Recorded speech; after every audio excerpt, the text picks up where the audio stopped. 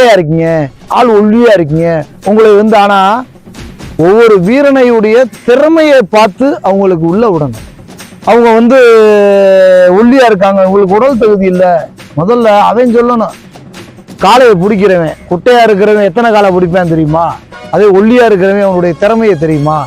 மாடே பிடிக்க தெரியாதவர்களுக்கு ஆன்லைன்ல போய் என்ன பண்ணிடுறாங்கன்னா, ஃபேஸ்புக்கு இன்ஸ்டால வந்து ஏய் நானும் டிஷர்ட் வாங்கிட்டேன், இங்க பாரு அங்க பாருன்னு சொல்லி லைவ்ல கையை காமிக்கிறாள்லாம் இருக்கு. அவங்களும் எங்களோட சேர்த்து என்ன பண்ணிடுறாங்க, நாங்கள் வீரர் தானே, நாங்கள் வீரர் தானே. அப்ப யாரும் ஒரு ஆள் குத்து பிடிச்சி எடுத்துட்டா மாடுபிடி லிஸ்ட்ல சேர்க்குறீங்க. இதை மாவட்ட நிர்வாகத்திட்ட வன்மையாக கண்டிக்கிறேன். ஏன்னா அதுல அமைச்சர் வணிகத்துறை மற்றும் பத்திரத்துறை அமைச்சர் அண்ணன் மதிப்பு கூடிய இருக்கக்கூடிய அண்ணன் வெங்கடேசன் அண்ணன்ட்டையும் நம்ம திருப்பரங்குன்ற தொகுதியினுடைய எம்எல்ஏ அண்ணன் ராஜன் செல்லப்பாட்டை ராசத்தி என்று சொல்ல வேண்டிய வார்த்தைகள். ஏன்னா ஒவ்வொரு தொகுதியில சோழவந்தான் சட்டமன்ற தொகுதியில் அலங்காநல்லூர் பாலம் நடக்குது, அவனியாரம் தொகுதி இது திருப்போன்ற தொகுதியில அவனியாரம் ஜல்லிக்கட்டு நடக்குது. அதுல திருப்போன்ற தொகுதியினுடைய எம்எல்ஏ ராஜன் செல்லப்பாவும் அண்ணே சோழவந்தானுடைய சட்டமன்ற அண்ணே வெங்கடேசன் அண்ணன். ஏன்னா இவங்கள்ட்டெல்லாம் சொல்ல வேண்டியது, முதல்ல ஒரு கமிட்டி ஃபார்ம் பண்ணுங்க.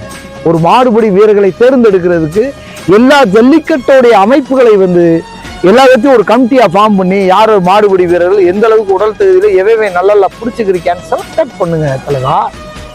இதைத்தான் நாங்க படிச்சு சொல்றோம். ஏதோ ஒரு சங்கத்துக்கு மட்டும் என்ன பண்றீங்கன்னா, மாவட்ட ஆட்சித்தலைவரும் தமிழகத்தின் வணிகத்துறை மற்றும் பத்திரத்துறை அமைச்சரும் பொதுவான ஒரு நபர், எல்லாத்துக்கும் ஓட்டு போட்டாலும் போடாட்டியும் எங்களுடைய அமைச்சர், அது எங்களுடைய மதுரை அமைச்சர். நீங்க என்ன பண்றீங்க தெரியுமா? ஒரு பிள்ளைக்கு மட்டும் சோறை போட்டு இன்னொரு பிள்ளைக்கு மண்ணலி போடுங்க. இந்த மாதிரிலாம் செய்யாதீங்க. ஏன்னா 4.25 வருஷம் நான் அரசியலுடைய கருத்தின் வெறுப்பு கிடையாது, உங்களுடைய கொள்கை வெறுப்பு தான் தவிர. ஏன்னா அரசியலுடைய காழ்ப்புணர்ச்சியில பேசுறாங்க அப்படிலாம் கிடையாது. நீங்க பண்ண கொள்கை வெறுப்பு தான். ஏன்னா 4.25 வருஷம் எங்களை வந்து அடக்குமுறை பற்றி பிறங்கையை கட்டி போட்ட சமம். ஏன்னா எல்லா ஜல்லிக்கட்டுக்கான பங்களிப்பை வந்து எல்லா ஜல்லிக்கட்டுக்கான கலந்தாய் கூட்டத்துக்கு நீங்க கூப்பிட்டுருக்கணும், அதுவரை கூப்பிடல.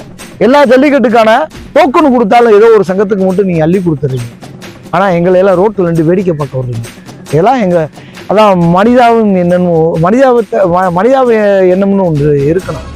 ஏன்னா இப்படிலாம் நடத்தும் போது எங்க உரிமையை நாங்க தானே கேட்கணும். நான் கறி சோறு திங்கிறேன், தயிர் சோறு திங்கிறேன்னா நீங்க கறி சோறு திங்கணும், நான் தயிர் சோறு தான் திங்கணும்னா களத்தில் நின்று இந்த ஜனநாயக நாட்டில் என்னுடைய உரிமையை நான் தான் கேட்கணும்.